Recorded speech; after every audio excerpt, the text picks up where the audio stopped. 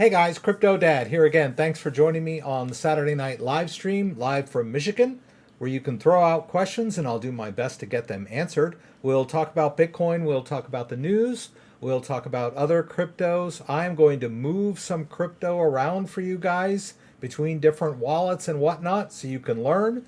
And like I said, I'll do my very best to get to your questions. So let's get this thing going.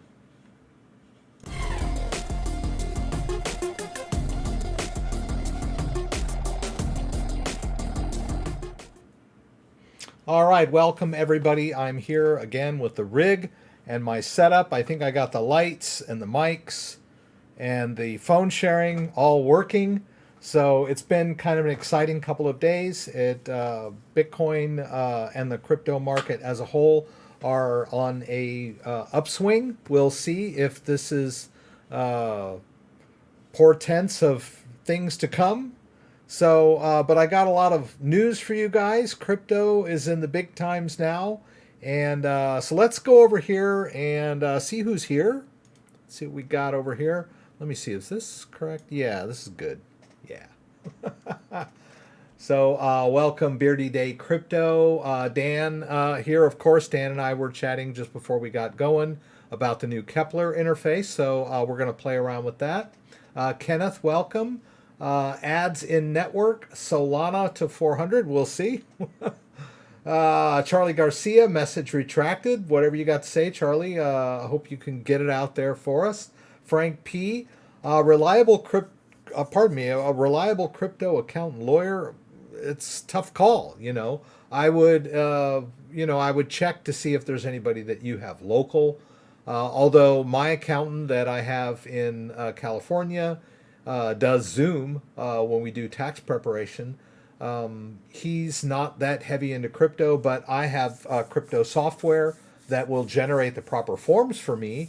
So if you have a combination of crypto savvy and you're using something like cointracker.io or bitcoin.tax or some other tax preparation for your crypto gains and losses, you can submit that to your regular accountant if you have a good accountant. And it's just a tax form. And he just enters it into his software and does the rest, with all the rest of the stuff you give him. As far as me knowing anybody in particular, I can't give you that. Let's pop out chat. Let's move it over to the other side so I can see what's going on while you don't have to look at it. It's good stuff, right? I'll put this thing over here so that I can, and I'll switch cameras so that I can read. I'm a little dim on this side. I haven't quite figured out why. I've got two key lights, but I don't seem to be catching the light the way I would like to. I might need to get another third key light, one of those round things that all those vloggers use. Anyway. But anyway, thanks for joining me tonight, everybody. Let me see here. Some new people have jumped in. That's good. Learning a lot from my videos. Thank you. R. Bizzle, 1984. Charlie Garcia, nice to meet you in I'm a 60 NXMO. I'm going to be 60 next month. Nice. I'm going to be 58 next week. 59. I'm going to be 59, right? My son's turning 9, so I'll be turning 59. My son Alex was born on my 50th birthday, the day of. Isn't that amazing? And it makes it easy to remember my birthday because I just ask him how old he is and add that onto 50, right? That couldn't be easier. Plus, as you get older and birthdays get depressing, it's all about Alex, right? It's exciting, man. And Alex is going to have a party next week. It's going to be great. We're going to Craig's Cruisers, which Dan will tell you is a cool place. Even his young adult children still like Craig's Cruisers. Indoor go-kart racing, laser tag, arcade, trampoline park, pizza buffet, all kinds of cool stuff. So we're going to have fun. It'll be great. So let's get into crypto, right? Let's enough about me, right? Let's get over to the news and let's talk about the latest stuff going on in the market. I can go back over to this camera. See, you can tell the light's so much better right here. Market wrap, Ether outperforms, Bitcoin rises above 42K. I'm looking at crypto.com right now on my phone, and I tend to look at that as my go-to price action for, the latest up-to-minute price of Bitcoin. Kind of front runs usually, and it's at 42,294. And Ethereum is back down below 3,000. It crossed 3,000 yesterday. As you can see, Cardano's up. So a lot of exciting stuff going on in the crypto markets today, right? And yesterday. So, and as we saw, Ethereum kind of made quite a big run up, right? It was down around 26, I guess, or 27, and now it's just under 3,000, right? So that's the action that was going on. ETH was up over 5% over the past 24 hours, just shy of 3,000. First time in 2 weeks. Good stuff. 42,000 for Bitcoin, and we're still holding above that as we speak. Equities were a little bit higher, while gold and traditional safe haven asset traded lower. It's kind of weird. But it's good, right? I can't keep track of what's good and bad now. We've got the Fed, bad news, good news. We've got Ukraine, good news, bad news. We've got inflation, good news, bad news. I mean, I just can't keep it straight. There's good news in the morning and then there's bad news in the afternoon, or either that or there's bad news in the morning and there's good news in the afternoon. So it's kind of hard to keep track of what's going on in the market these days. But this is the latest price action for Bitcoin. Let's jump into some cool topics. I'll do this, right? We'll just go over here. This was an interesting story. Ukraine legalizes crypto sector as digital currency donations continue to pour in. And this is a CNBC story, major news. And, crypto needs help. I'm sorry, Ukraine needs help. And people have been donating cryptocurrency to the Ukrainian government directly. I mean, I think we talked about this last week. The Ukrainian government, Zelensky, and, the powers that be that pull all the levers in the Ukrainian government had a Bitcoin address, right? They're like, send us Bitcoin, right? Send us Ethereum, whatever, directly. I mean, it wasn't like, a crowd sharing or anything. It was like, boom, here's our Bitcoin address. Send us Bitcoin. That's pretty cool. I don't know who holds the private key for that Bitcoin wallet. That's an interesting question. Is it just one person? Is it a multi-key, multi-sig wallet? Who knows, right? But anyway, and they were getting a lot of donations, and so they have taken that official step and legalized cryptocurrency and made it much easier for banks and other financial institutions to interface directly with crypto exchanges and cryptocurrency in general, I guess. But it's pretty exciting, right? It's kind of gotten lost in the fuzz or the buzz or the fog of war, so to speak, right? But that's a major step, right? And they did it out of desperation, right? So here we see a desperate country legalizing cryptocurrency, Bitcoin, and other cryptocurrencies. It's cool stuff, right? Of course, El Salvador has already legalized Bitcoin, and we'll see probably more countries jumping on the bandwagon and making it much easier to purchase, own, and use and hold, transfer, all that good stuff. Talking about cryptocurrency, right? Exciting news. Crypto has made the big time, right? This is a far cry from 2017 when governments were ignoring Bitcoin and private companies like Facebook and YouTube and Google were banning crypto ads on their platforms because they thought the whole space was a scam. Not anymore, right? Speaking of big government and cryptocurrency, let's take a look at what our old friend, I guess I'll do this story now, right? I was skipping ahead. By the way, all of these stories are linked down in the description below if you want to read at your leisure a little more. U.S. senators introduced crypto sanctions bill, Experts say it's overbroad and unconstitutional. The friend of the common man, Elizabeth Warren. I had such high hopes for her, thinking that she was going to be, standing up for the little guy. But I have no idea why is she so against crypto. Just doesn't gel with her political persona, in my view, right? She was like going to go head to head with the big banks and call them out on all, whatever, right? It doesn't seem to be happening, right?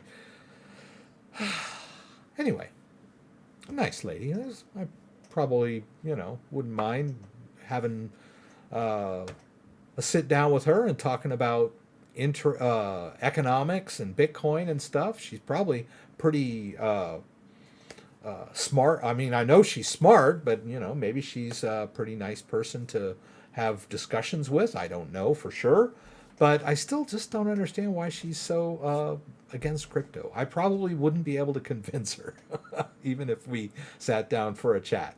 But anyway, they introduced this bill, of course, under the the excuse of trying to clamp down on Russian use of cryptocurrency to evade sanctions. They're trying to introduce a bill that will try to make it harder for them. But there's a lot of components to this bill, and they're kind of sneaking in. They don't want people in the U.S. to be able to deal directly with anybody in Russia that has a wallet in Russia or an exchange in Russia, that kind of thing. But there's one little thing in the bill about the bill would require U.S. taxpayers to report any offshore crypto transactions exceeding 10,000. Now, offshore covers a lot of ground, right?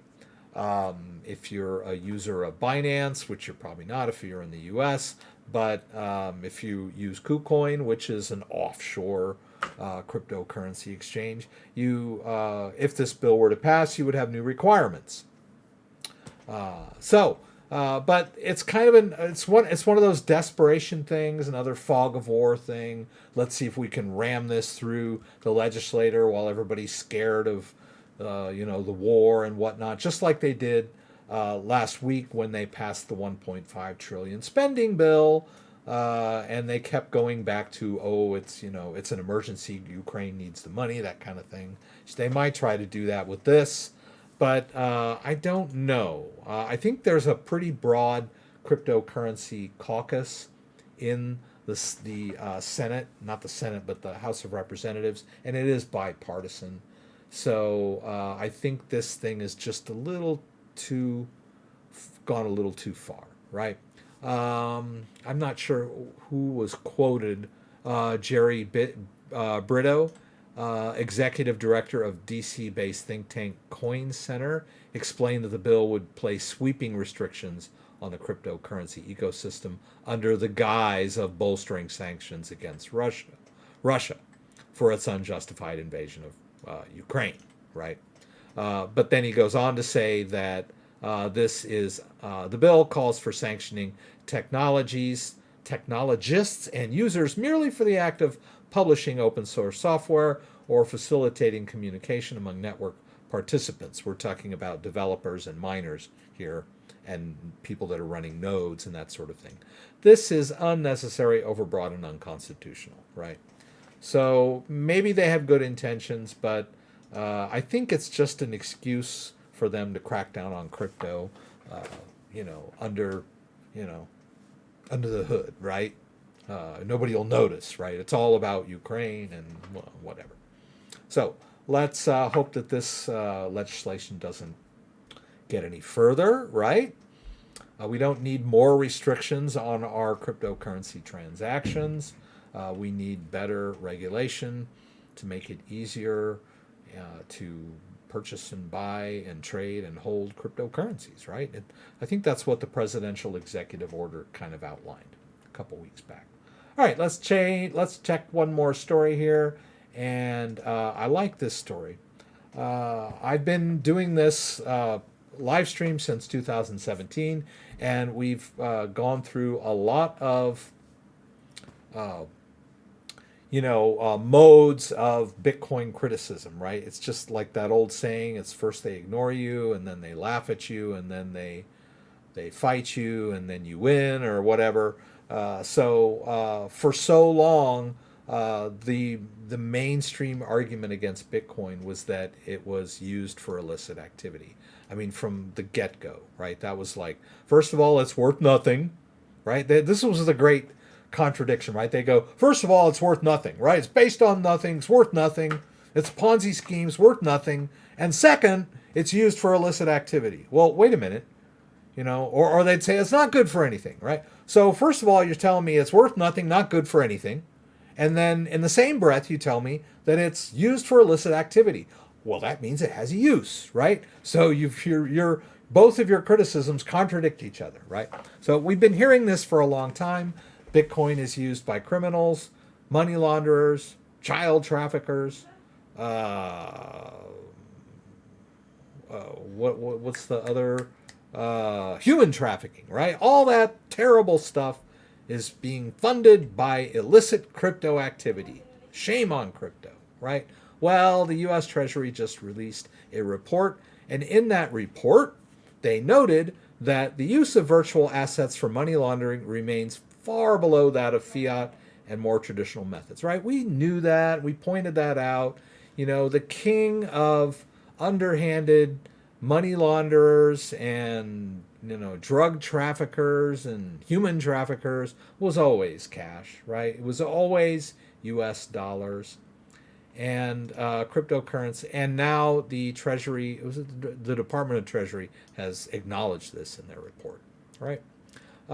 Terrorist use of virtual assets appears to remain limited when compared to other financial products and services, right? So, the big boogeyman for all of this underhanded, illicit financial activity is still King Dollar, baby. King Dollar, not crypto, right? There is no evidence that a proliferation network has used virtual assets to procure a specific proliferation-sensitive good or technology. Whatever that's a mouthful, right? Case closed. Staff of the U.S. Treasury, auditors of the report, are the most knowledgeable and best equipped investigators and enforcers against illicit financing in the world. Moreover, the reports were reviewed by other government partners, including Department of Justice, Homeland Security, and the FBI. There could not be a more authoritative source to convey these findings, right? So the illicit activity FUD against crypto hopefully has finally died.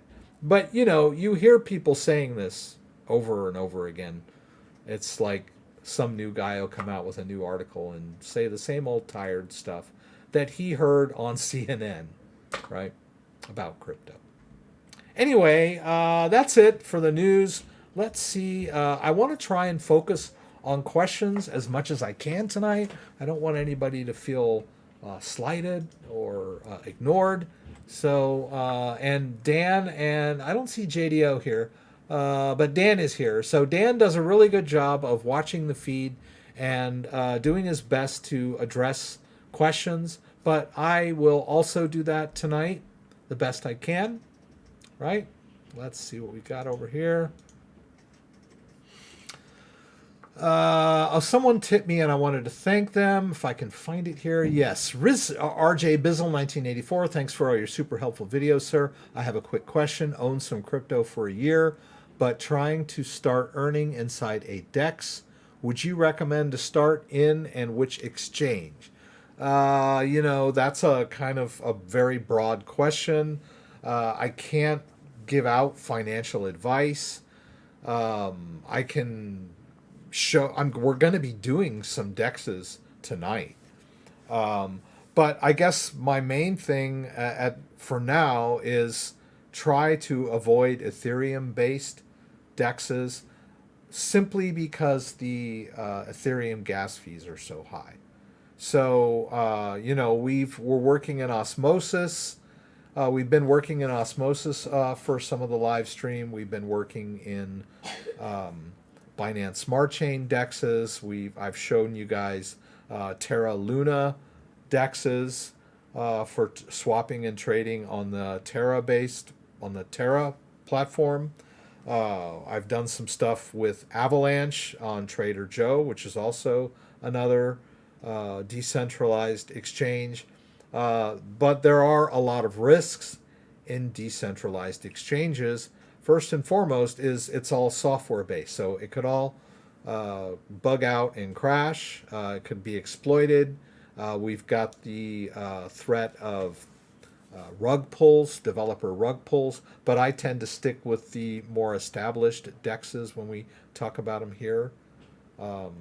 So we will work a little bit with osmosis tonight, so that's a good one. And then I'm going to show you some stuff in Anchor protocol, which is based on the Terra platform. So those are two that you'll see me use on a regular basis.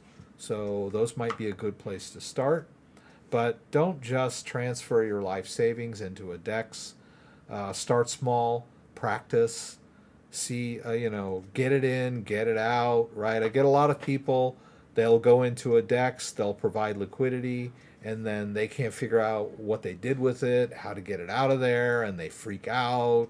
So start small. I would recommend, checking some of my videos on the step-by-step. I've got several videos on, from beginning to end, how to get in and work in a DEX and how to get out, right? I can't show it all to you here tonight, but if you go to my, what am I doing here? Oh, okay. Yeah, if you go to my YouTube page, there are quite a few cryptocurrency exchange videos. Like I've got this one on how to do osmosis, right? Let's see. We go down a little further. I've got Spooky Swap. And this, you can get to this from the homepage, right? If you just go to, come on, Rex, what are you doing here? This one. Yeah, if you just go to my YouTube homepage and just go to videos, a lot of my recent videos are there. We've got the osmosis DEX. We've got the the live streams are kind of folded in with these two. We got Spooky Swap. Let's see, we've got Sunday Swap, which I wouldn't recommend. We've got the Anchor protocol, how to get in and out of Anchor. I got a bunch of them. You can search within my videos, for pancake. If I could spell it. Pancake. Right? Oops. Yeah, I did pancake. Yield farming and pancake. So there's a lot of good stuff in there, right? Spooky Swap and osmosis, but I've heard a lot of good things. Stake. The gas fees are outrageous on Uniswap and SushiSwap. We're still dealing with Ethereum gas fees, so I only use those when I absolutely have to, and it's usually just to grab a coin that I'm hearing about that I think is going somewhere and it's still relatively cheap. I'm willing to, if I'm willing to put some money into it, I can bite the bullet and pay $200 Ethereum fee to get my hands on $1,000 worth of a particular coin, right? Hopefully that'll, double or triple, and I'll get, will be worth the $200 that I invested in the gas fees, right? But usually I stick with the other chains. Ready to get taken for a few thousand by a phony DeFi mining pool? Oh, yes, please, guys. Anybody that contacts you, talks to you about cloud mining, just put it out of your mind. That is a huge scam. There may be some cloud mining platforms out there that are on the level, but generally, no. Anybody that says, hey, I got a cloud mining thing, that's a scam, right? And, I apologize to all the legitimate cloud mining services out there, if there are any, but in general, cloud mining is a scam. Anybody that wants your money up front, come on. I mean, if you wanted to buy anything, like on Craigslist or a bicycle or whatever, and you went over and the guy's like, well, the bike's not here right now, but if you just give me the money first, I'll run get it. I mean, come on. You know, in real life, you're not going to give money to people up front if you don't know who they are and you don't see the product that you're dealing with. So why would you do it over the internet, right? Anybody that says, you know, hey, I've got this great trading bot, right? And you just give me 5 grand and I'm going to put it into a basket of cryptos that's algorithmic and it's going to return 1,000%. You know, it's like, come on, dude, don't put your money up front with these kind of people. Cloud mining, trading bots. Come on. Stick to the basics, please. Oh, a Coinbase wallet DApp scam. Interesting. Yeah, you have to be careful with things that you download too, right? Like you might say, oh, I want to get the Coinbase wallet.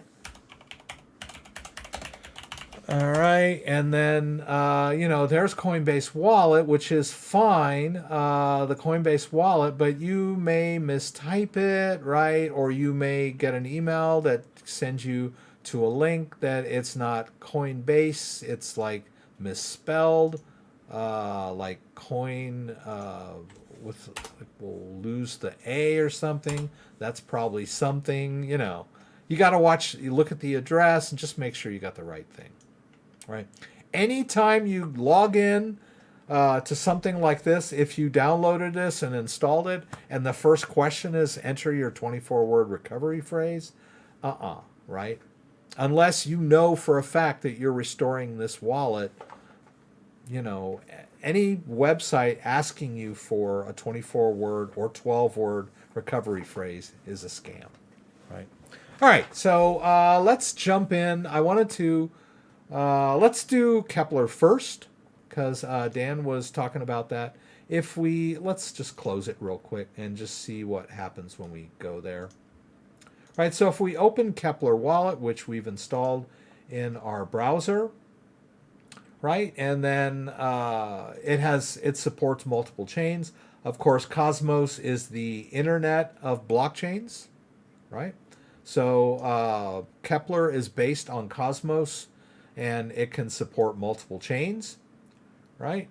So if we go to stake, it's going to open up this website where you've got the Keplr staking interface. But there's this new thing called the dashboard here, which will read the wallet, right, and give us our balance and show how much we're staking and how much we can claim. So right now, I can claim about $5.59 worth of Atom tokens. Now, this particular wallet is connected to my Ledger device. So whenever I make a transaction in this wallet, I must confirm on my Ledger. That is the safest way to interface with a web-based wallet like this, right?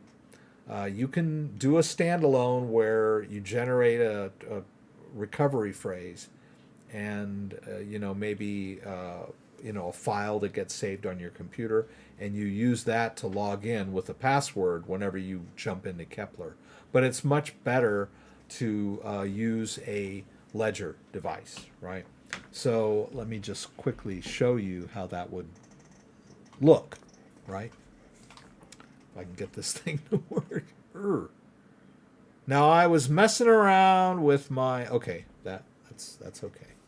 I was messing around with my cameras and was troubleshooting, so I had to set up some of my cameras because I had whacked them out by unplugging them and plugging them back in while I was troubleshooting. But I think we're okay now. So let's go into Cosmos. If we can find it. Here it is. All right, this is our Cosmos app. Now I'll just go ahead and quickly, where can I do this? It's in Keplr, right? Sorry. Let's sign out, right? That's not what I wanted to do. Doggone it. Okay. I didn't want to. I was trying to disconnect the wallet. I think there's a way to do that. Ah, yes, here. Let's just delete that.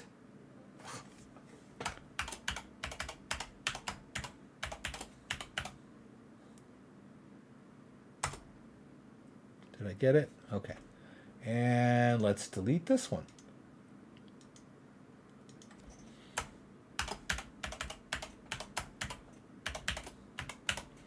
All right.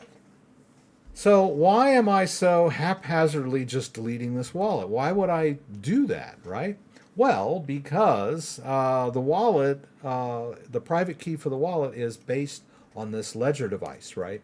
I have the Cosmos app on here, and that's where the private key of the wallet lives. So at any point, if I want to reconnect my Keplr wallet to my ledger device, I simply go over here to import ledger, right? And then I can call it what I want, right? And give it a password.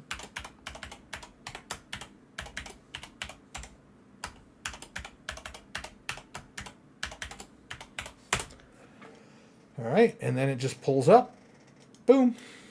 Wallet's back, right? So I'm never worried about my computer crashing or hackers coming in and stealing my crypto, because it's the only way to get crypto out of this wallet is by authorizing it on the device, by physically hitting the buttons, right? So that cannot be done remotely, right? So, okay, so let's go ahead and connect wallet. I think we did that. There we go. Ledger X. We got our balance back. We've got our claim. Let's go ahead and do a claim so you guys can see how that works. Right, let's hit claim over here. This brand new interface. Okay. Let's just claim and restake. Oh, I guess I can't claim and restake, but I can in Cosmos. That's kind of cool. Let's hit claim and restake. Ooh, everything looks new, right? We'll hit approve. And we need to confirm on the device, right? So there it is. Wants me to view, right? We're withdrawing from the staking, and we're putting it right back in one fell swoop. I like that. It's kind of cool. All right, and then we have some osmosis over here that we can also claim. Let's do that. I don't think we can automatically restake it, or can I? Claimable rewards. Okay. Maybe I have to do that somewhere else. Oh, I think what I need to do is flip over here to Cosmos, and then should be able to claim it up here. Or not. Okay. Oh, okay. I need to reconnect the wallet. That was weird. All right, so let's hit claim reward. Okay, there it goes. Let's hit approve. And we'll wait for the ledger again. We have to confirm on the ledger. Now, I'm not really withdrawing, so to speak, from the wallet. I'm actually pulling money out of my staking pool into my wallet. But it is it is a secure transaction in the wallet, so it needs to be done with the ledger, right? Now, Dan pointed out that Kava, wherever Kava is, has a really high, and I think we can look at it in the dashboard here. Let's take a look. Yeah, the Kava is giving out 165 APR, which is pretty cool. And there is some Kava in here. So when I stored Kava a long time ago, I used the Cosmos app in a different Kava wallet, right? I was using Cosmos Station. But it's still, the private key is still held in the ledger device inside the Cosmos app, right? The Cosmos app has the master key for a lot of these different cryptos, and Kava being one of them. So let's do a stake on Kava. Now, when we do single coin staking, we're going to need to leave that. It's going to take us 21, well, we'll see. It's going to usually about 21 days to unbond, which means that I'm going to put it in here, let it earn, keep claiming rewards, but when I'm ready to get the coins back out again, it's going to take 21 days for them to be returned completely to my wallet, right? That's one of the drawbacks or things you need to be aware of when we stake single coin. we don't want to use a validator that's taking 100% commission. That just means they're taking all of the rewards, right? They don't need any more stakers, right? And then even if you have one that's low, a 0%, you may not get airdrops if you're using a 0%er. And if everyone's piling into the same validators, the network is unbalanced, right? So you want to do some research and make sure that you've maybe choose a smaller one and check them out. Make sure that they have good uptime, right? So if we go, like, let's try this one, Chorus One. We can go over to their website and then we can view their networks and maybe make a decision and see what their uptime is, how much is being staked in it, all that kind of stuff, right? You do your do research, right? Well, I'm just going to go willy-nilly and use Stakefish for my Kava. I already use it for something else. What the heck, right? I may not be the best choice, but it's just a demo, right? So we're going to delegate. Here it is, 21 days. So when we withdraw this Kava, it's going to take 21 days.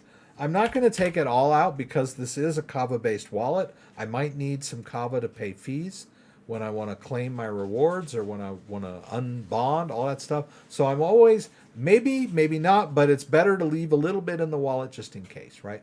Don't max them out. Right, so there's 95. Are they going to let me do that, or will they?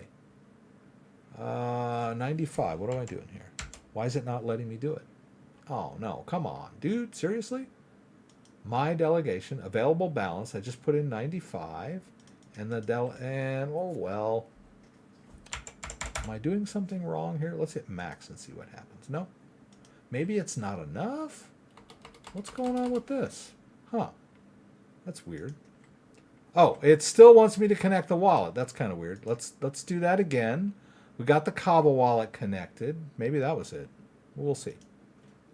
All right, let's try it again. 95. Hey, the button's there. I don't know. It was weird. It just like wanted me to reconnect the wallet to the Kava, I guess. Anyway, let's hit delegate. And there we go. A little troubleshooting on the down low there, on the fly, so to speak. It's about a penny's worth of Kava. Fees are cheap, right? We're going to confirm on the device. We're making the deposit into this delegation. Here we go. And we'll hit sign transaction. Off it goes.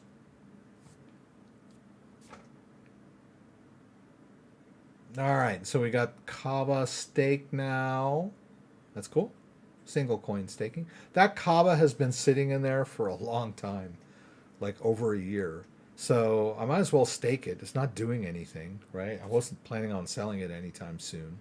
So if a coin is just sitting around in your wallet, not doing anything, and it's like a long-term hold, then God, put it in a staking pool, right? All right, so now you can see our available balance is 3.8 Kava. All right. And then you can also interface all of these from within the Osmosis website interface. Osmosis is a separate chain on the Cosmos ecosystem. Let's hit proceed. I don't know why I'm getting that message. Maybe because I had the wallet disconnected. I don't know. I was thinking it wants me to connect the wallet. So I'm going to connect that Keplr wallet that we've got open. And it immediately sees that there's an atom balance in the Osmosis wallet. If we look over in assets, you'll see Osmosis is its own chain, right? If we look in Keplr, we can see that one of the chains that we can use in Keplr is the Osmosis chain. And Osmosis chain can actually hold Atom and other cryptocurrencies. So you can see there's a bunch of different cryptocurrencies here that we can deposit right into Osmosis and trade, stake, and swap. Right, it's pretty cool. My arm's getting tired, so let's turn this off for now. Want to check to see if there's any burning questions.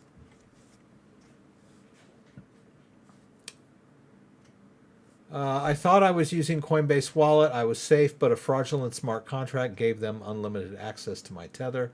It kicked in when I paid the original mining fee. That's a bummer. I'm really sorry to hear that, RJ. Yeah. Using Coinbase Wallet, but a fraudulent smart contract gave them.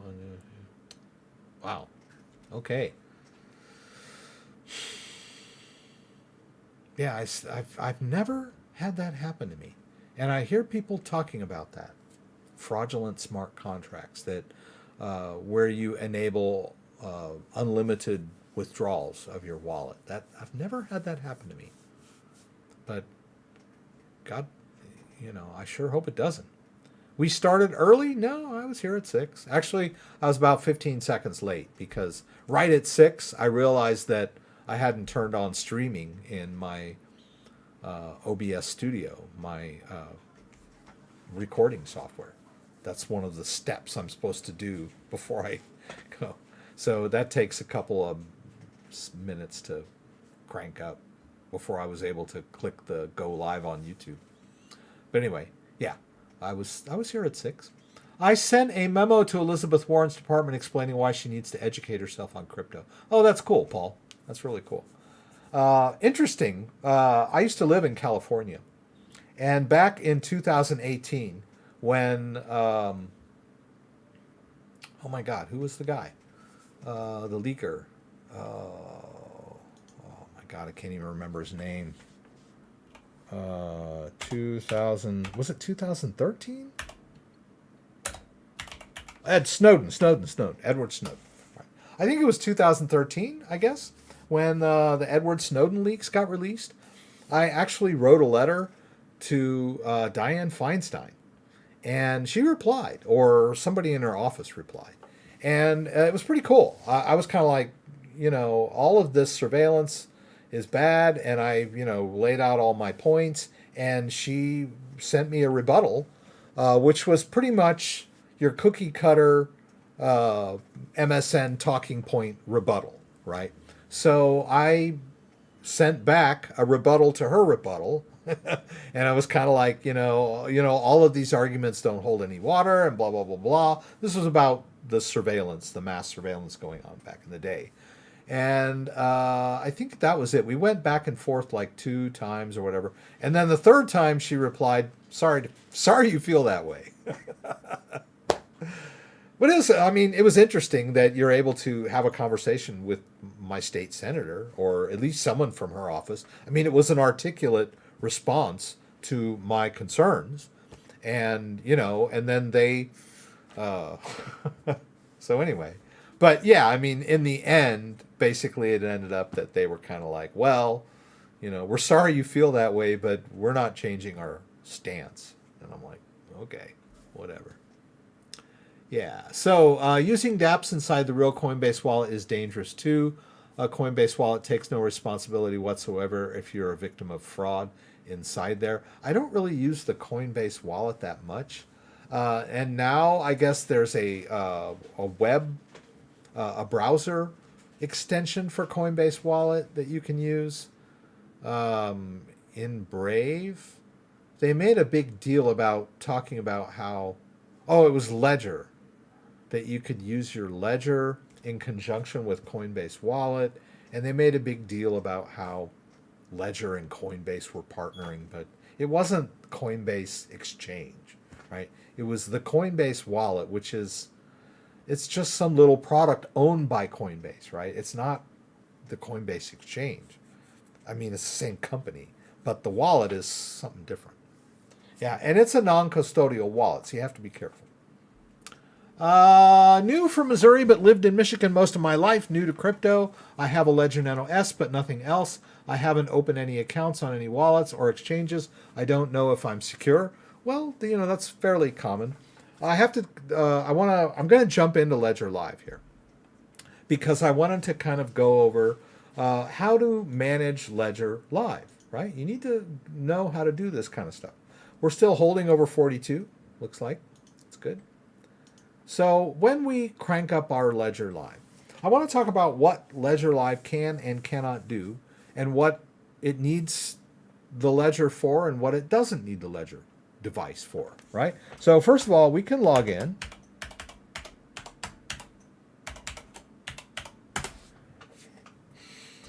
All right, now I don't need to have my ledger device connected to simply log into Ledger Live and view my balances, right? You don't need to. It is the public-facing component of your wallet, and the public keys of all of the wallets that you've set up, and in Ledger Live they're called accounts, right? Each wallet is an account. Those accounts, once they're in Ledger Live, have the public key information in order to view your balances and view your transaction histories. In fact, they can even generate Bitcoin addresses. I think JDO was asking me earlier in the week about the way Bitcoin wallets work in Ledger.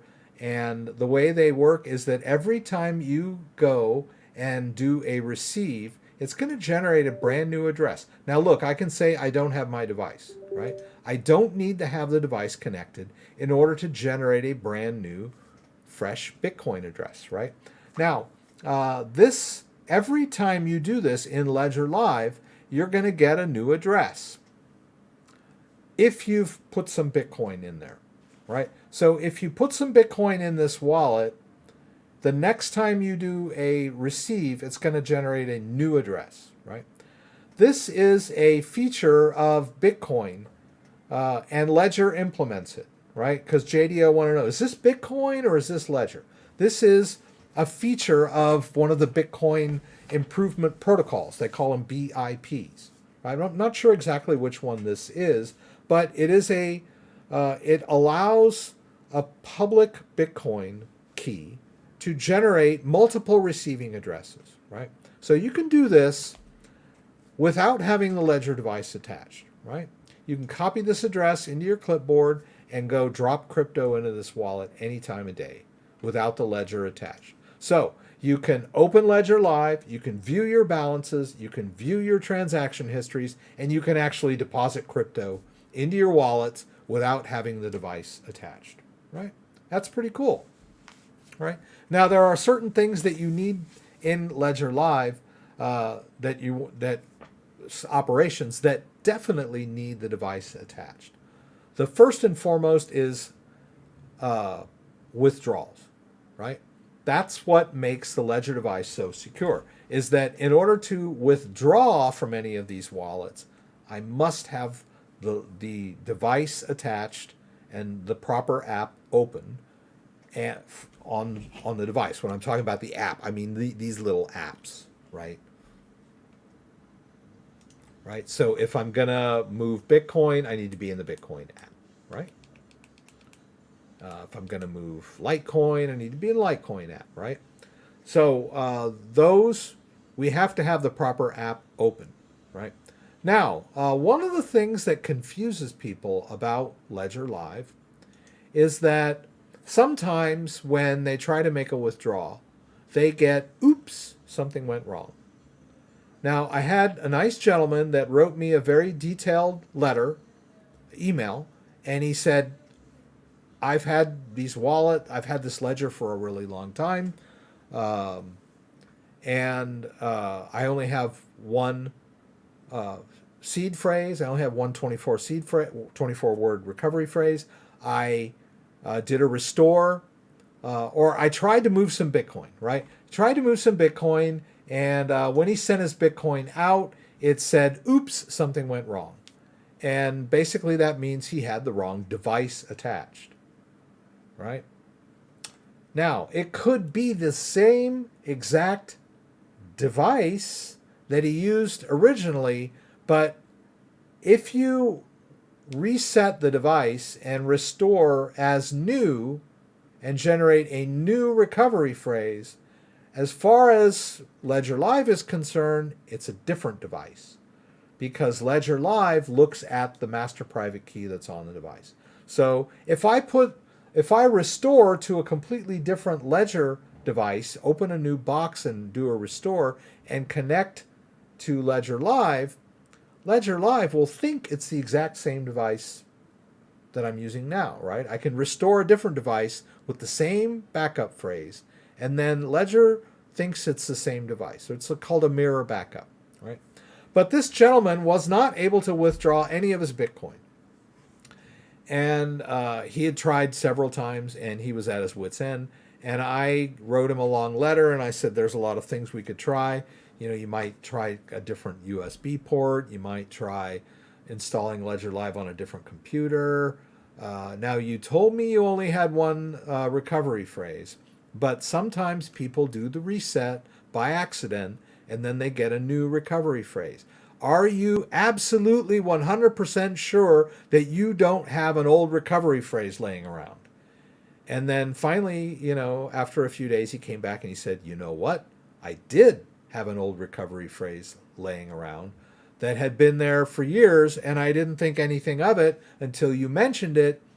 And I used that to restore my device, and lo and behold, I was able to access my Bitcoin again, right? So the seed phrase that gets generated when you initialize your device originally, and you write down the 24-word recovery phrase on your little card, that is the wallet, basically. That's the master private key for the device. So a lot of people will accidentally restore their device. Instead of doing a restore, they reset and set up as new. And that's why it gets really confusing for me, because a lot of people will go, well, I restored the device, but they didn't restore the device. All they did was do a factory reset and get a new recovery phrase, right? So you have to, you know, be very precise when you're dealing with this. Now, I have several videos that walk you through all of these things. All right, let me turn this off for a second. Let's see. If we just go to the CryptoDad channel and search Ledger. Let's do Ledger 2021. I think maybe that would get us. Right. So here's the setup video on how to set it up. Here's the how to reinstall Ledger Live. There should be a how to set up Ledger with your phone. There should be a restore video. Maybe I didn't put 2021 on. I thought I did. Let's just do restore.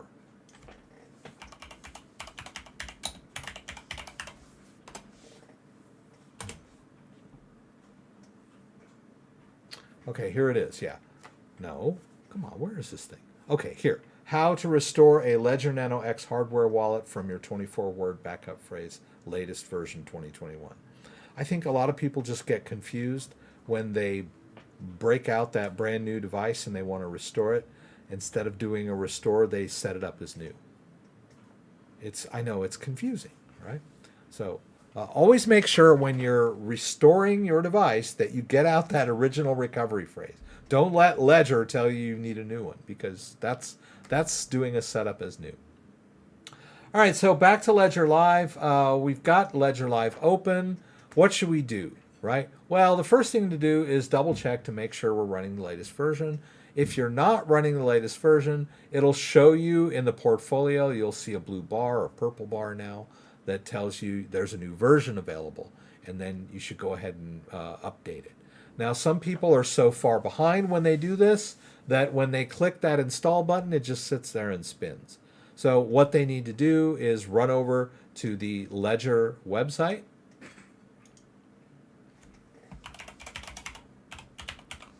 Oops, that's probably going to give us a faux site.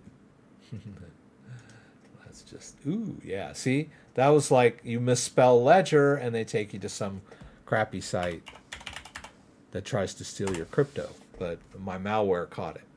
Right, so here we go. Let's go to Ledger Live, hit download the app, and we'll just go to desktop, and there you go. That's the latest version of Ledger Live. Just download the latest version for Windows.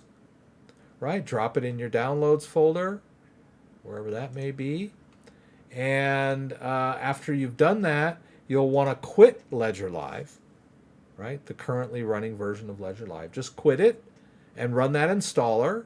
And then the next time you open it, you'll be running the latest version of Ledger Live. It's pretty easy. It's not that big of a deal. Now, the next thing we need to double check is how up to date is our device, right? And that's over here in Manager. You see there's a little dot there. It's telling me that there's something that needs my attention. Now, in order to use Manager, we need to connect the device, right? So here we need the device to check Manager. A lot of people buy a ledger, throw it in a drawer. Well, buy a ledger, put some Bitcoin or whatever on there, throw it in a drawer for 3 years.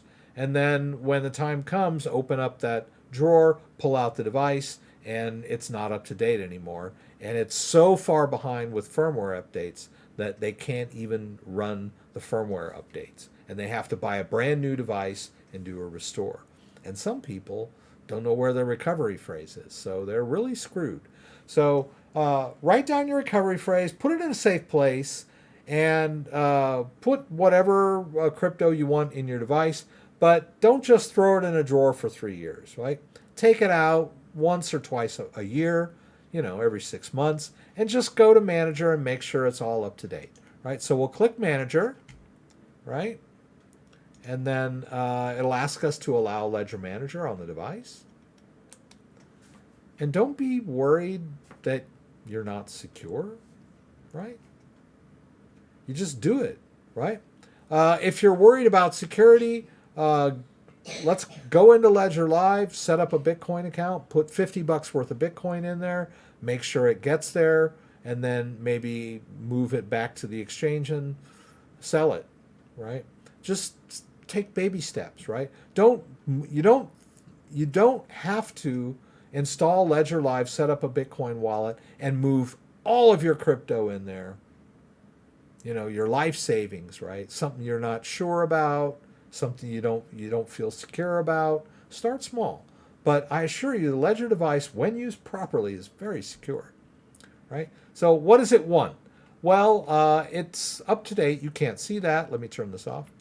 The firmware is up to date, right? If it tells you need to update the firmware, you should do it, right? That's the thing that's really important. Update your firmware, right? Now, the next thing it wants me to do is update these apps, right? You can pull this down and you see, oh, look, there's a new Polymesh app. That's because I'm using the Polymesh app on my device. Most of you wouldn't see this, right? It only gives you updates for the apps you have on your device. So if the only apps you're running are Bitcoin and Ethereum, you wouldn't see an update unless it was for the Bitcoin or the Ethereum app. And that happens, right? It will. So, but in tonight's case, I just need to update this one app. Let's hit Update All, and we'll just watch it update. So the software, Ledger Live, needs to be up to date. The firmware for the device needs to be up to date. And the apps that you have installed on the device need to stay up to date, right? This is very important for apps like the Cosmos and Polkadot and Cardano. All of these, and you can't use Cardano in Ledger Live, but they do get updated in Ledger Live, so you want to make sure they're the most recent and up-to-date apps. I've had sends fail because the app isn't up to date, right? So make sure your Ledger Live is up to date. Make sure your device is up to date, and make sure all your apps are up to date. Now, as soon as this is done, I'm going to show, and then I had another question. People are asking me questions like, can I move Bitcoin from one ledger to another? Well, yes, you can, if you need to. If it depends on your situation. If you have everything on one Ledger Nano S and you just bought a Ledger Nano X, there's really no reason to piecemeal move everything crypto by crypto from one device to the other, right? It's much easier to simply restore that Ledger Nano X using the original recovery phrase of your Ledger Nano S, right? That'll just make them both mirrors, and all of your crypto will now be accessible on that Ledger Nano X. But suppose you do want to move crypto from one place to another. It's not that big of a deal, right? So if you, I don't have it here at the moment, but you can manage multiple devices in Ledger Live, right? Each account that you create is based on the device you have attached at the moment. So if I want to disconnect this device and connect a different device and do add account, that second account, that new account, will be based on that secondary ledger device. So we've talked about this quite a bit. I have an older Ledger Nano X, and this Ethereum account is based on that, right? Every now and then I'll get an airdrop or something, so I like to keep this account active. But in order to move crypto out of this account, I need to pull out my older ledger and connect it, right? But you can manage multiple ledger devices within one copy of Ledger Live. But let's just do the simplest of cases. I have two different Bitcoin accounts. They're both based on this ledger, right? They're both on this ledger. But I would like to consolidate the Bitcoin from one account into the other. And this would hold for moving from different devices as well. So we start with our destination, right? The destination will be Bitcoin main, and we want to move from Bitcoin affiliate, right? So I will do a receive here, and I'll go through the whole spiel, right? I'll go ahead and let it verify, right? That way you know that you're moving it to an account that is based on a device that's properly working, right? There's the address. It shows up on the device and on my computer screen. Let's copy this into our clipboard, and then I can go ahead and confirm, or what they call approve, on the device with clicking both buttons. We're done there. Now we'll go over to the sending account, right? We got the address, the destination address. Let's go over to this Bitcoin affiliate. I've got some affiliate accounts that pay me in Bitcoin, and they just kind of drop into this Bitcoin wallet.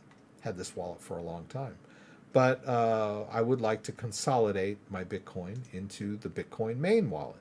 So we get over here, we'll do send.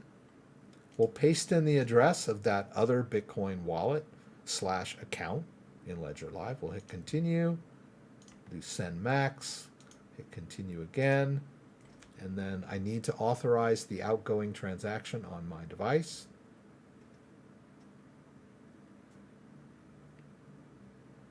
And so we'll review, go all the way over to approve, hit both buttons. We need to review the Bitcoin fees on the blockchain. Pretty small, hit both buttons, and off it goes out of this wallet into a different wallet. Now, some people will be like, oh, it's on the same device. Yeah, it is. It's on the same device. But it's just a demo of how you move Bitcoin from one wallet to another, right? Technically, each account in Ledger Live is a wallet, right? In the, sense, the definition of the word crypto wallet, right? Any software that allows you to view and transfer crypto back and forth, right? Oh, I got a synchronization error. Now, this happens quite a bit to me. I don't know about you, but generally what I do in this situation, if I see that synchronization error, you can try refresh and see if it works. But it didn't. So what I'll usually do is just quit Ledger Live and start it again. Don't be afraid to quit, and it's just like any piece of software or phone or gadget that you own. Just because it deals with crypto doesn't mean it has special magical properties. It's just a piece of software. And it can glitch out just like any other piece of software can glitch out. The software is not as important as the private keys that are held on the device, right?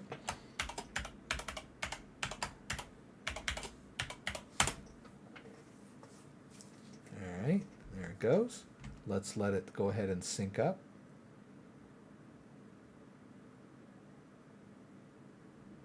And we'll go back to accounts here. We still haven't got that Bitcoin. Where'd that Bitcoin go? Let's see, what happened to the other one? I think it went out. right? Bitcoin affiliate. Bitcoin affiliate is empty. That's good. So Bitcoin main. Oh, there.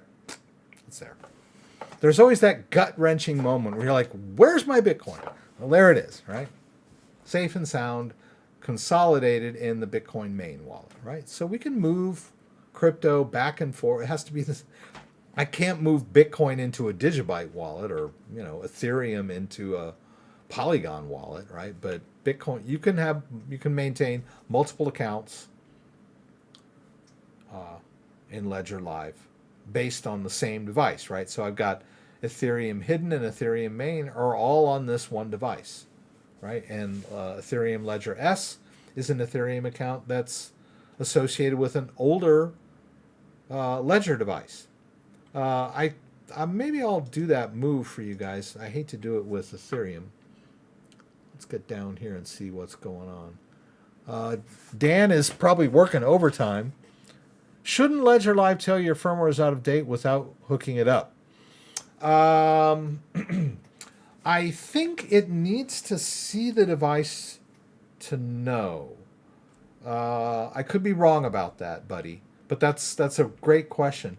A lot of times, and I've been surprised, right? Sometimes I'll go into, I'll open up Ledger Live and I'll see that little dot down there, even without the device attached. So I'm assuming that it does alert you to some things, but in that case, there's an app, which was interesting because actually tonight I had my device attached when we connected, and I'm not sure how Ledger Live. Oh, I think Ledger Live does know which devices you have installed. I mean, which apps you have installed, even without the device being attached. It's a possibility. Because it alerts. It did alert me before it had actually interfaced with the device. Because when we hit Manager, there's that point where it asks you, can I connect to your Ledger device? So up to that point, it was not connected to my Ledger device. So, but that's a really good question. Maybe it does give you that little dot when a new firmware comes out, even without the device attached, just so you would know that you need to do something. But in order to get into Manager, you have to connect the device. So whatever it's trying to tell you by having the dot down there, whether it's a firmware update or an app update, you won't really know until you connect the device. So, but I guess the purple dot is kind of an alert that there's a new firmware out.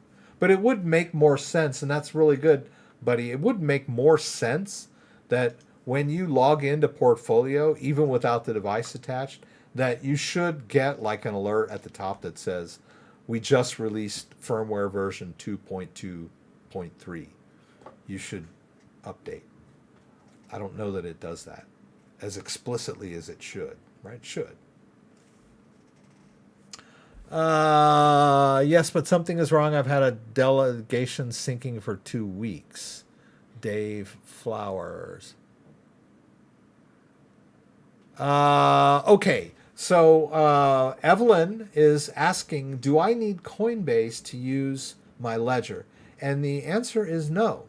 You don't need Coinbase to use the ledger device. If you want to buy Bitcoin and put it on a ledger device, you need an exchange, but you don't necessarily need Coinbase, right? There are lots of different ways to buy Bitcoin, right? Actually, I take that back. You don't necessarily need an exchange to buy Bitcoin. You can buy Bitcoin from your friend or your neighbor or someone on localbitcoins.com, right? You don't need a centralized exchange to use the ledger device. It's a self-custody device. You can find wherever you find Bitcoin. You can set up a Bitcoin miner and have the rewards go into a ledger-based wallet without having to buy Bitcoin on an exchange, right? There are peer-to-peer Bitcoin kind of things that you can do. But in general, the easiest place to buy Bitcoin is on an exchange, like Coinbase or Binance US or Kraken or Gemini. So there are a lot of different exchanges where you can buy Bitcoin and other cryptocurrencies, and then you want to store them on your own device so that it'll be safe and secure, and you've got full custody of it, right? We're hearing all these stories about Canadian governments freezing people's bank accounts, trying to prevent them from buying crypto on exchanges, seizing their crypto holdings if they donated to the trucker convoy, and that's just one use case. That's just one blatant. They sort of peeled back the covers there, right? They're like, hey, we all live in a wonderful free society. We can do whatever we want. And all of a sudden, wait a minute, we don't like you because you donated to the trucker convoy. So we're going to take your money. We can do that because we're the government. We didn't want you to know that, but now we've revealed it, right? The mask has come off, right? So that's just one case, right? U.S. government. You owe back taxes. You owe child support, right? Does he have a bank account? Let's seize it. Does he have a cryptocurrency exchange? Let's seize that, right? Does he have a crypto wallet? Yeah, but we can't make him give us his crypto unless we hold a gun to his head, right? And that's not a good look for the government, right? Much easier for the government to simply seize your bank account remotely without having to even talk to you, right? You just go check your bank balance and your money's gone, right? Or you get a message, the government has seized your bank account. But you're not going to get a message saying the government just seized your Bitcoin, right? They'll have to come knocking on your door and go, Rex, would you transfer your Bitcoin to us? And I may comply, I may not, right? They could put me in jail, but they can't make me transfer their Bitcoin to them, my Bitcoin, right? Unless they have my private key, they might find that if they're lucky. Right? So that's why we want self-custody. Boy, I'm having trouble keeping up tonight. Sir, I'm having trouble connecting my Elron Gold wallet to CoinTracker. If possible, would you make a video or explain? Let's see if we can do this here. I don't know that CoinTracker supports Elron Gold, but let's just, for the heck of it. Where are we? No, I want services, don't I? Here. Okay. I'm going to reveal a little personal information here. I haven't done much. All right, so what we want to do is we're going to go to wallet. Whoops. Right, and we want to add a wallet. And we want Elron Gold, right? So basically what you need is you can't, I don't believe you can use Ledger with Elron. I mean, you can. There is an Elron Gold app, but as far as CoinTracker is concerned, I believe you'd have to use public address, right? And then we would have to choose Elron Gold. What is Elron Gold? ERG? Price charts? What is Elron Gold? EGLD. Okay. So EG. Yeah, they don't support it, right? So the best thing you can try is like this. Do CoinTracker. And then Elron Gold. And then just kind of hope somebody asked them before. And see if there's... okay, here he goes. Elron Gold Integrations CoinTracker. Would be great to have integration with Elron Chain. We need to integrate wallet tracking for Elron. Please add. Okay, so yes, please, would love to see this. Elron Gold wallet integration.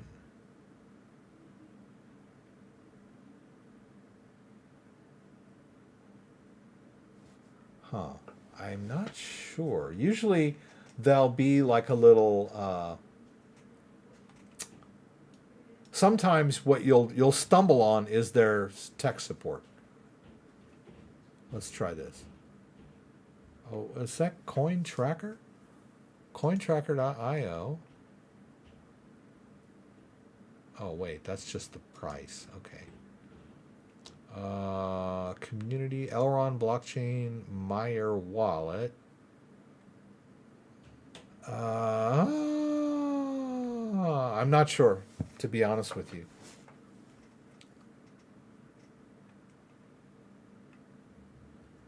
Oh, I think this is still just a question, right? While I'm on the subject of CoinTracker, they're telling you up here, CoinTracker is not a wallet or an exchange. There are scammers out there that I don't know what they do. It must be a phishing email that says something along the lines of, you owe crypto taxes and you better pay them now or you're going to go to jail. We'll help you.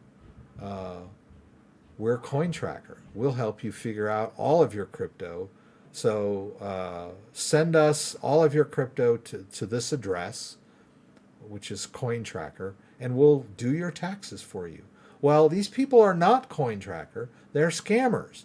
And I don't know what they must have a script that's very convincing, because people fall for this and they think, oh, it's CoinTracker, so it must be, they're just pretending to, they're using the CoinTracker reputation to scam you, right? Because I've had a lot of people ask me, how do I withdraw from CoinTracker? And I'm like, what are you talking about, withdraw from CoinTracker?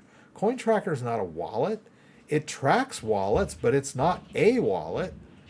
But see, that's a fine distinction. People don't get that.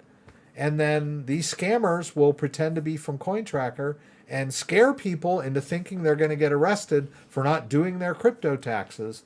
And then they convince them to send crypto to their wallets. And they never get it back, unfortunately. Right? So it's a fairly common scam, I guess. CoinTracker has, put a little announcement on their tech support site. But as far as Elrond Gold being tracked with CoinTracker, you're just going to have to do it manually. You'll have to set up kind of an Excel spreadsheet when you bought your Elrond Gold, how much you made in any kind of rewards or staking, and then integrate that into your tax form, which is that capital gains form, right? You'll probably need an accountant to help you with that, but I don't believe it will work in CoinTracker. I don't think so. Does Trezor Wallet support Tron? I don't know. I don't think so.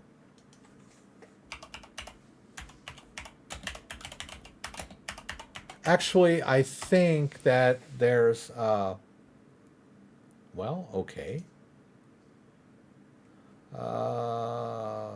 Tron is a blockchain platform and allows firmware, Trezor Wallet. Available in Trezor Wallet? I don't think so. Third-party wallets, Exodus and Odyssey. Okay. It was like Trezor telling us this. I'm assuming, like, if we go to Tron, and it's always, their website's always changing, so I never really know how to work any of this anymore. Yeah, all this stuff is so. They used to have this thing called Tron. Okay, here, wallet. Okay, Tron Wallet. Okay. Tron Wallet the community. Okay. Whatever. Oh, okay, so here. They have all these wallets, right? So the one that I used to use was, you can use a ledger, which is kind of weird. I don't see Trezor on here.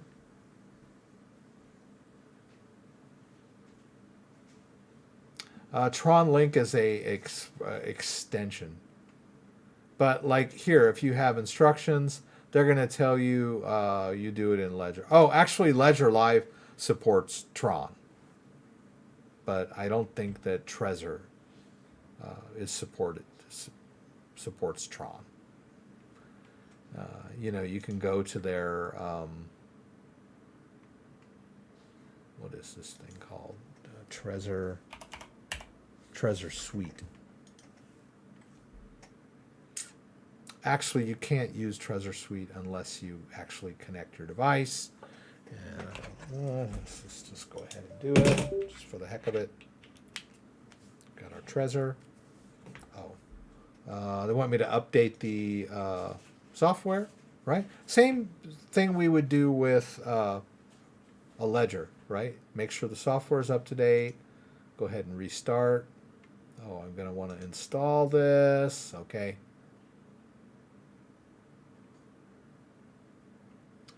Okay. All right, now I have my device attached, so I need to enter the PIN. Right, so I'll go ahead and do that.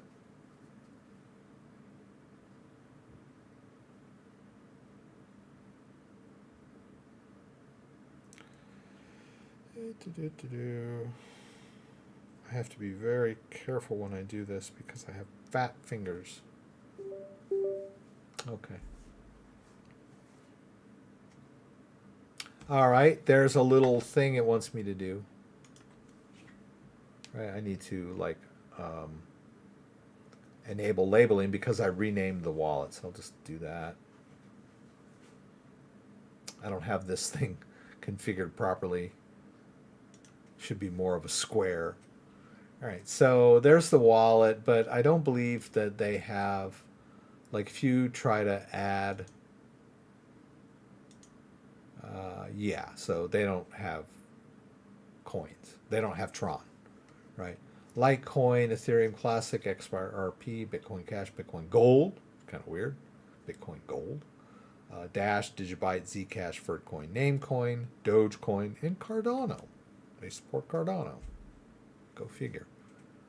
Okay, let's see if there's any Cardano in here. Every now and then, like I put some crypto somewhere and I forget about it. I may have in the past put some Cardano on this thing when I was dealing with like a Cardano wallet. Hey, look, 1.6 Cardano. Go figure. Worth $1.49. Yay. So yeah, I mean, at one point you could see I put a little Cardano on here. I think I was using Ada Lite. But now Trezor can see it, right? Because the private key was on the Trezor when I did it, right? I was using Trezor with Ada Lite. So now that Trezor Suite supports Cardano, it sees that that old wallet, right? That there's a little dust in there. That's pretty cool. But no Tron, unfortunately. Tron. You might want to try Keplr wallet for your Tron. Keplr, not Keplr. What's it called?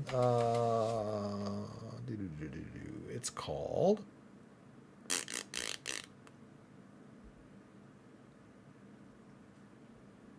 Clever wallet. Clever wallet's a pretty decent wallet. It's foam based, right? You can store your Tron on there. You can swap and trade and do all kinds of cool stuff. But it's not a, I mean, it's a hardware wallet because it's foam based, right?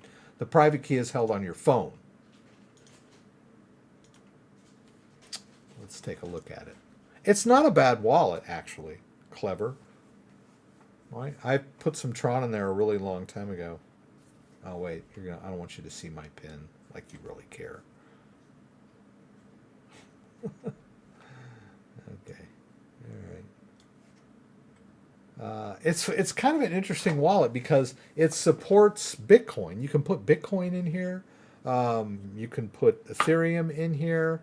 You can see that. Oh. Wow, it's changed since the last time. Okay, Tron tokens, right? So you can see here I've got some Tron in here, like, 10K Tron, which is only worth like 600 something bucks. And then I've got some Keplr tokens in here too. Right. Tron and Keplr were much higher last year than they are now. But so I just kind of forgot about this wallet. I don't use it that much. I remember there was when Keplr first came out with their own token. I jumped into that using this wallet, and that worked out pretty well.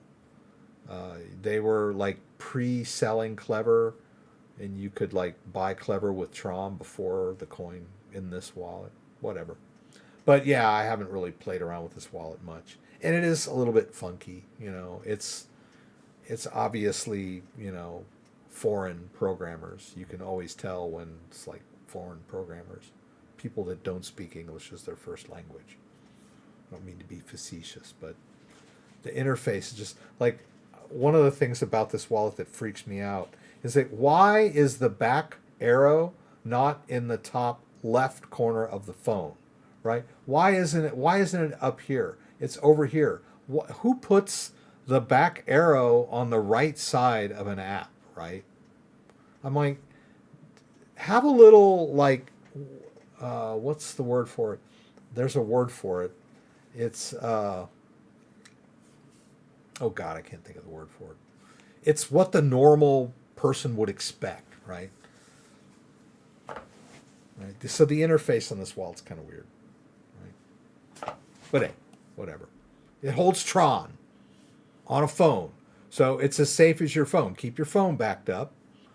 When you set up this wallet, you'll get a recovery phrase, 24-word recovery or 12-word recovery phrase. Write it down, put it in a safe place in case you lose your phone, right?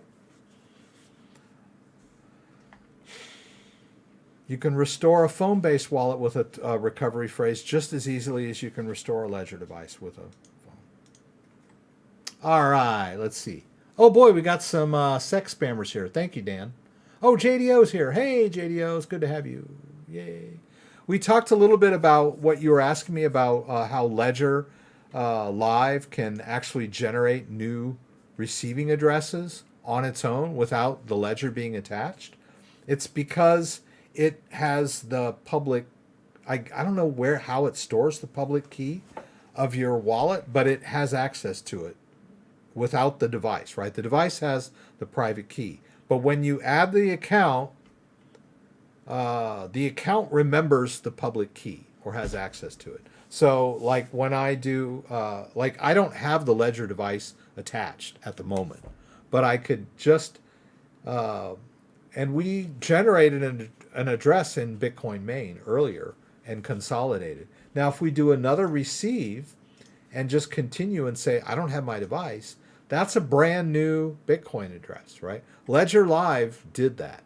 But it's just implementing Bitcoin improvement protocols, right? And I'm pretty sure that Litecoin does that too. I could be wrong. But I believe when you generate a Litecoin address, it's going to be a unique one each time. It's not always going to be the same one. Because Litecoin is basically it's a Bitcoin fork from a long time ago. But of course, Ethereum wallets always have the exact same address. It's just how Ethereum wallets work. I don't know why that's not built into the Ethereum protocol. Why wouldn't they, generate fresh addresses? But they don't. If you have an Ethereum wallet, it's always going to be the exact same address, right? Always. We can do, boom. I've had that address for years, right? Anyway, it's good to have you here, JDO. Max Schlossberg. Hi, Rex, and hello from Slovakia.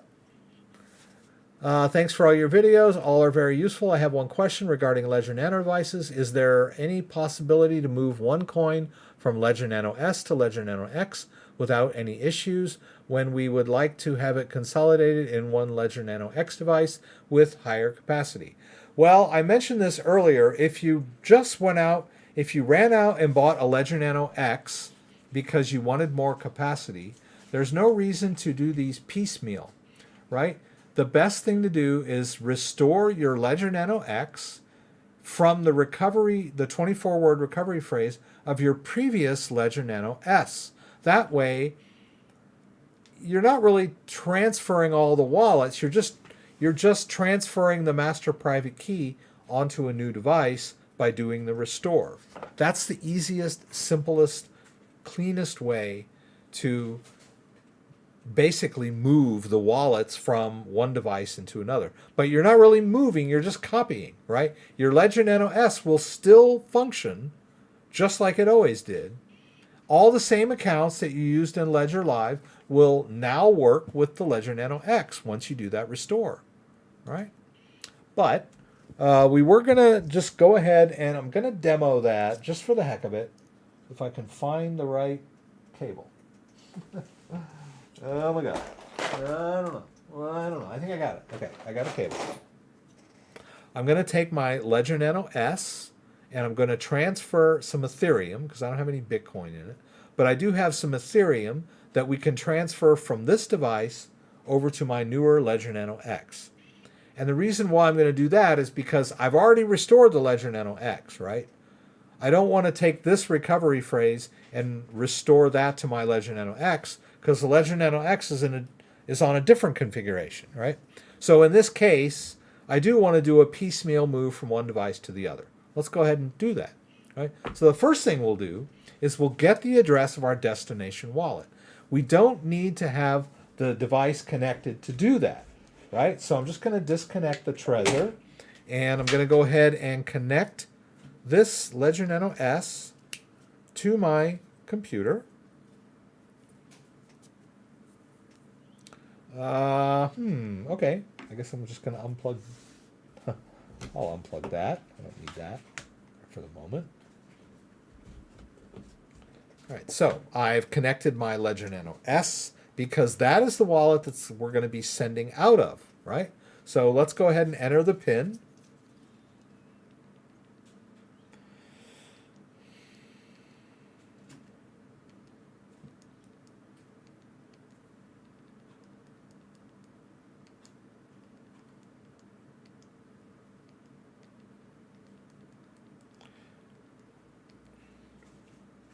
All right. Also, I want to drop the. I forgot. I wanted to drop.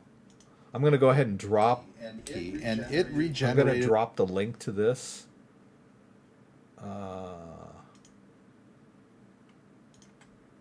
In the chat window, so you can click on it. Right. That's the easiest way to transfer all of your assets in one fell swoop onto your new device. Do a restore when you open up your Ledger Nano X. Do a restore using the 24-word recovery phrase of your older Ledger Nano S, right? And then you'll have everything over, and you won't even have to pay transaction fees, right? You're just reestablishing the private key onto a new device. And you'll have access to all of your wallets. You don't need to go in and do anything to Ledger Live. All of your accounts will still work. Ledger Live will think it's the same device, even though it's a Ledger Nano X. Pretty cool, right? Ledger doesn't look at the device, it looks at the master private key. So if you've restored your new device using the master private key, then as far as Ledger is concerned, it's the same device, right? Have access to all your crypto. Let's go ahead and do that move, and then we can do something else. So here we go. We got this guy. Let's take a look at him real quick. I'm not sure if the Ethereum app is on here. It is, actually, as luck would have it. So, okay. Now, let's go over to Ethereum main. Let's do a receive. Let's continue. I don't have my device, right? I'm not going to do the device check because I've got the wrong device attached, right? So I'm going to say I don't have my device. I'm going to copy this address into my clipboard, right? I can dismiss this, right? I don't need to do that, right? Now I will go over to the account that I set up that's based on this device, right? It says Ethereum Ledger S, right? We'll click that.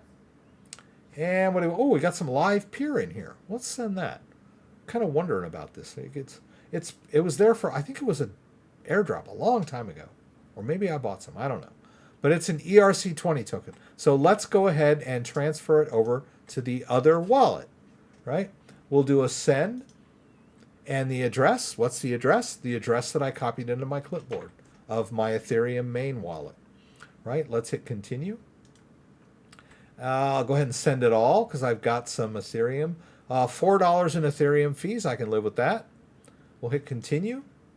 Continue once again. Now it wants me to open the Ethereum app, and I shall do so, right?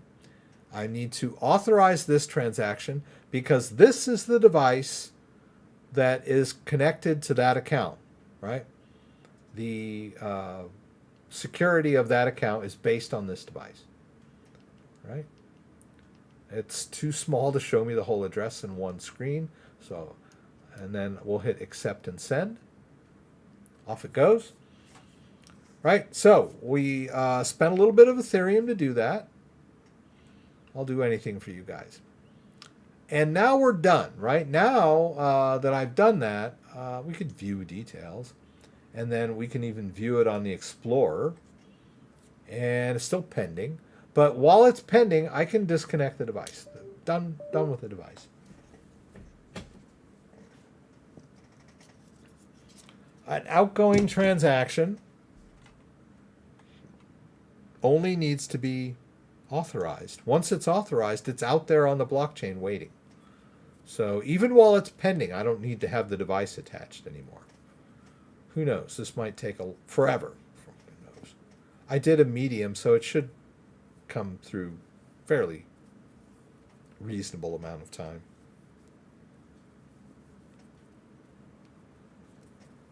I'll just keep that going for a second. We could have done the same thing with a Bitcoin account if we'd have had Bitcoin on that Ledger Nano S, right? We had a Bitcoin account in Ledger Live. We could have done that, send and receive pretty easy, right? So let's see. Off goes the live pair pretty soon. It should say 0. And then we'll check over on the other account and see if it showed up. That would be fun. All right, let's see what's happened in the chat window.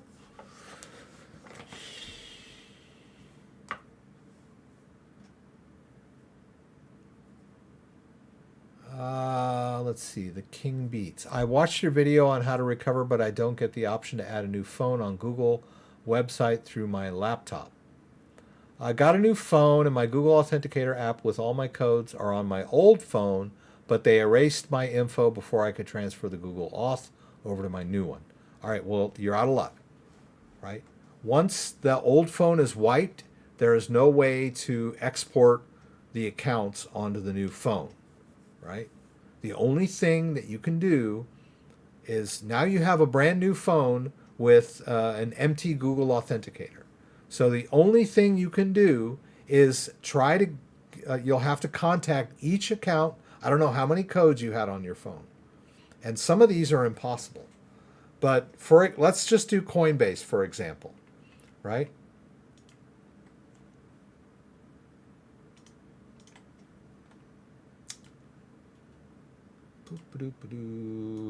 My most watched video of all time, because it seems to be a fairly common occurrence, is what to do when you've lost your phone. You didn't lose your old phone, right? But it got erased before you had a chance, right? Hey guys, pause, and we're going to go through to about here. All right. So when we try, so you're going to have to do each of these accounts by themselves, right? This has nothing to do with Google Authenticator. This is gaining access to the account that you had two-factor enabled on using Google Authenticator. You've already lost your codes. There's nothing you can do about it. You've lost your codes, right? So the only thing you can do now is try to regain access to each account that had two-factor on it, right? And this is between you and the account or the website. So we'll start with Coinbase, right? You go to Coinbase and then you try to log in, and then it asks you for your two-factor code.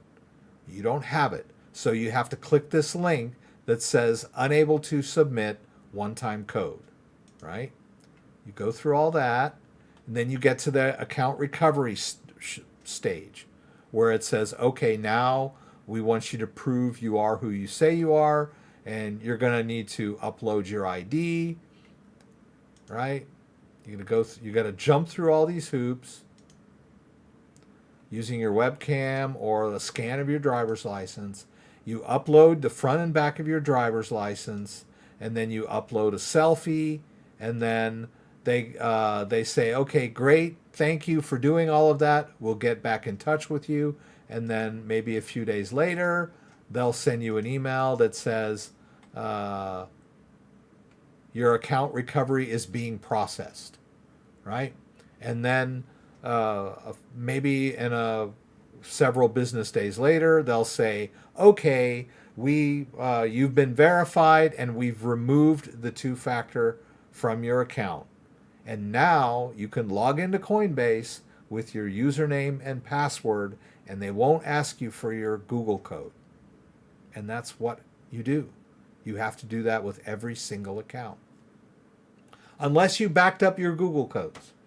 If you have backup of your Google codes, then you can restore those onto the new phone. But if you lost your old phone Google codes, they got wiped, there's nothing you can do with Google Authenticator to get your codes back. I know, it sucks. So either back up, every time you enable two-factor, you should back up that code for Google Authenticator. If you don't do that, then guard that phone with your life. And if you buy a new phone, make damn sure that you hang on to that old phone long enough to export those codes to your new phone. All right? But once you've wiped those codes off your old phone, that's it. Game over. Right? Now, this video covers Microsoft and Coinbase, and I think Coinbase, and then I did one for I don't know which, Robinhood, which I don't use anymore. But that's a little different, right? You've got to like actually send them a selfie that has like some very specific information written down, like the date, and a picture of your ID and all that. And then, so every site is different, right? I have another site where I have another video and I'm assuming you've seen that one video because you said you watched the video, but it's not a help. It's not helping, right? Let's see. Where is that other one? Let me see if I can do it. Oh, I see. You don't have to. Okay. Here, this one. I did another one that's specifically for Uphold and Discord. So you might want to check that one out if you've got Uphold or Discord. Every site is specific, but that's what happened. I've done it. I was very meticulously copying codes back and forth from my old phone to my new phone, and then when all was said and done, I grabbed the old phone and I went to wipe it. And it asked me if I was sure, and I said yes. And then I realized that I had wiped the new phone, and all of the codes that I've transferred over were gone. And the old phone had the old codes, which didn't work anymore. And so I had to start from scratch, right? We all make mistakes.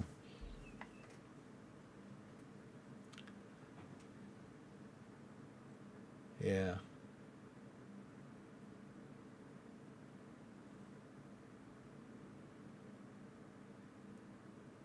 Yeah, right. I've heard, I have Instagram, but I don't have two-factor set up on my Instagram account.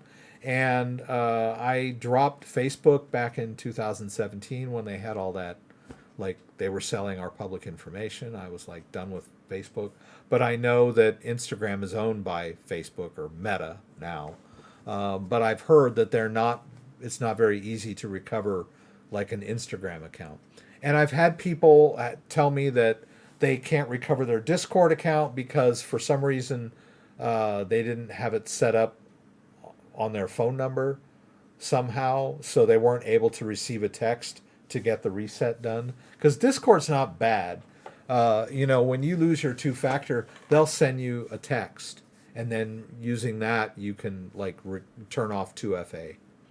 But yeah, I'm really sorry to hear about that, King Beats. I know it's such a hassle.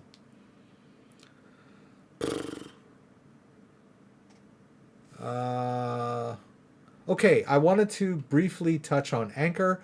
Dan contacted me yesterday and said that he wasn't getting his payouts in his LP pool, and that would be this LP pool.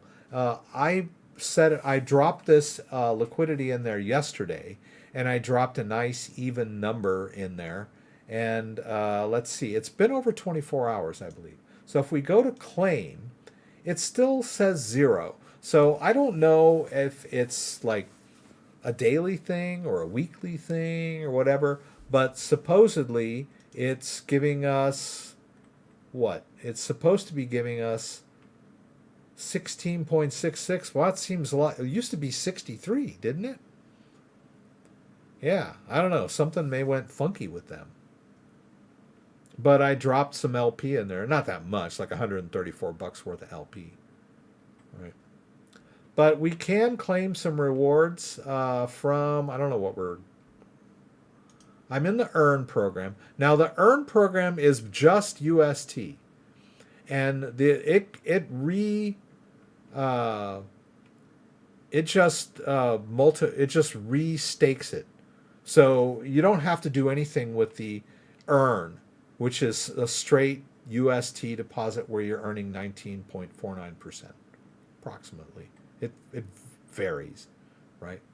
And then you can see how much you're earning a month and a week and a day per day, depending on how much UST you have deposited. This is kind of a no-brainer. You don't have to do anything with this one. But and the ANC governance is also automatically restaked.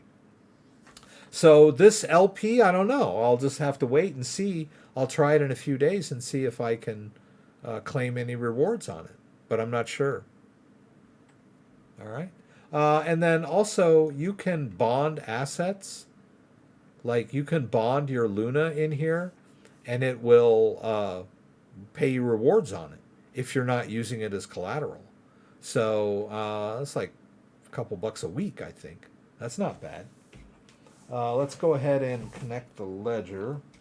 I think I've got the right thing here.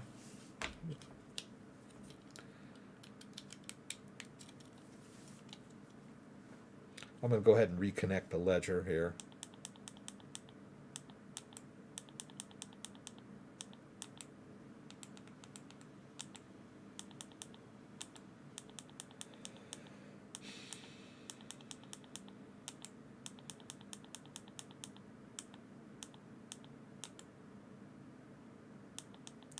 All right, so we're in Terra, right?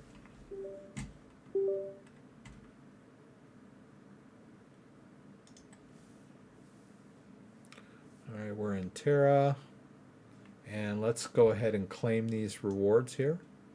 We'll hit claim, and this is the Terra Station extension, which is connected to my ledger, right? So it's going to ask me to view transaction. And we'll go ahead and claim those rewards. And what do they pay us out? I believe they pay us out in UST, right? So now we can check our Terra Station wallet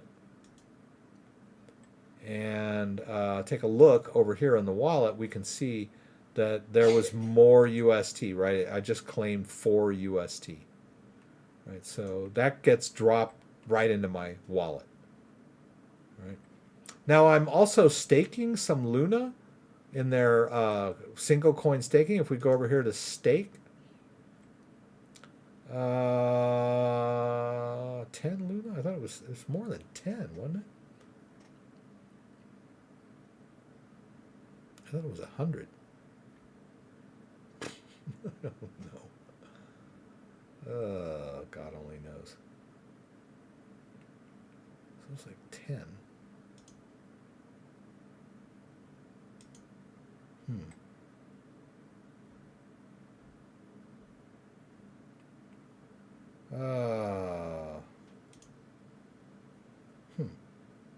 I thought I had more than that. Oh, well, whatever. I'll find it later. Oh my God. Yeah. Staking rewards 10 Luna. It's like more than that. That's weird.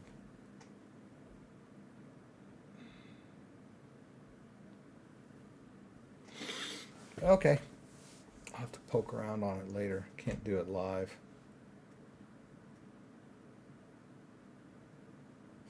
That's weird. Because I could have sworn it was more.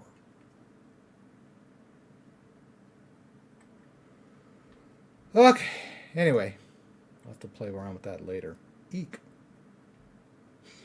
Thought I had 100. It says I only have 10. If I'm reading that correctly, it says I only have 10 staked. I could have sworn I had 100 staked. Oh, whatever. C'est la vie. Maybe it was in a different stake somewhere, right? I don't know. Anyway, let's move on. God, that is so weird. Okay. All right, let's see. Any questions before we go? CryptoDad is freaking out. I'll find it. I always do. I always find it. It's like sometimes I'll be like, what happened to that coin? And I was like, where'd it go? And then I poke around and I find it. Well, okay, there it was. Okay. And then I freak out for a while. All right, barbecue. Is that coin on osmosis? Do you need Luna gas to stake UST? This particular wallet runs on UST. So some of them require UST, others don't. Others, like, depending on what you're doing, right? Like, I think in the staking, it actually uses Luna, right, for the fees.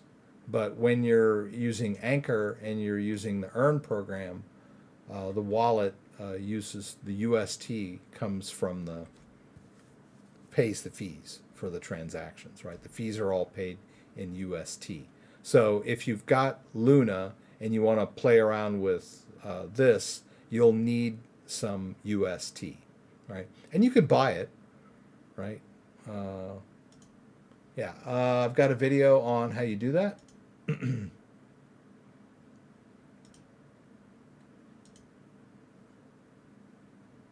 Yes, discard changes.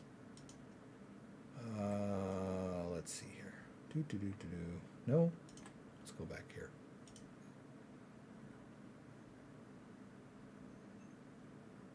Oh, I'm still on views. Well, let's go to date. Some of those videos are like really old. Here, this one. You, if you want to know exactly how to set up Anchor using the Terra Station wallet, I would recommend this video. It's a step-by-step.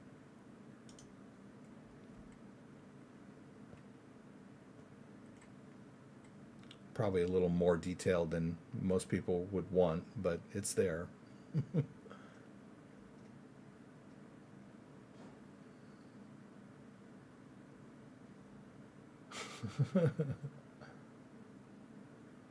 Yeah, you can use Authy, and Authy has a backup instead of Google Authenticator, which is a little safer in my mind, but not every website supports Authy, right? There are a lot, at least for a while back, Google Authenticator was more widely supported as a two-factor than Authy. But maybe Authy has made more headway into different sites so that you could use Authy for everything if you wanted to. That might be, and it had, like I said, it has an cloud-based backup. So if you lose your phone, you can restore your Authy onto a new device by using their cloud backup. It's from what I understand.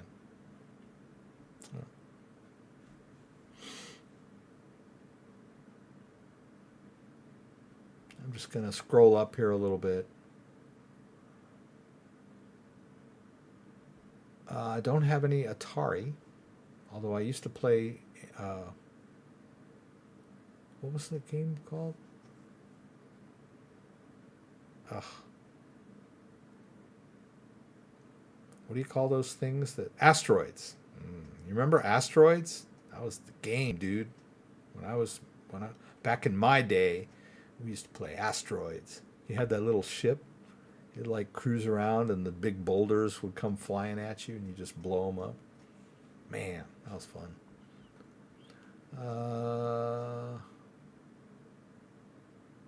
Yeah, I know. You get locked out of everything because you don't have your Google Auth app. How can I get other coins to show up which are not on the default list? I showed you the coins. I don't think you can if they're not supported, and now I can't show you because the Trezor isn't connected anymore.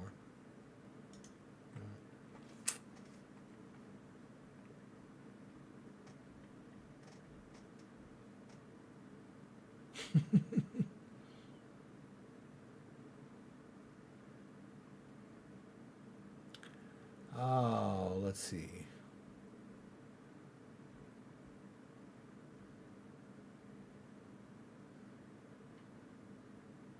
Standardization, right? Yeah, for interfaces. Yeah, there's another word for it that programmers use. I don't know. The back button on the right side is not the industry best practice standard, LOL. I think it was the word you were looking for. Industry standard. Yeah, that's the one. Yeah, industry standard. All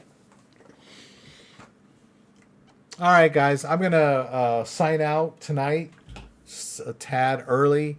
See if I can figure out what happened to that Luna I thought I had staked. We'll figure it out. I'll talk to you guys about it next week. But don't forget, we do this every week. Oh, that camera's not working. Okay. Join me again. I had to set up all my scenes in OBS again because I was troubleshooting my devices. Anyway, you don't care about that. If you like this video, give me a thumbs up. If you'd like to subscribe to my channel, I would appreciate it. When you subscribe, there's a little bell that you can click that will allow you to be alerted whenever I post new content. Once again, thanks for joining me and hope to see you again soon.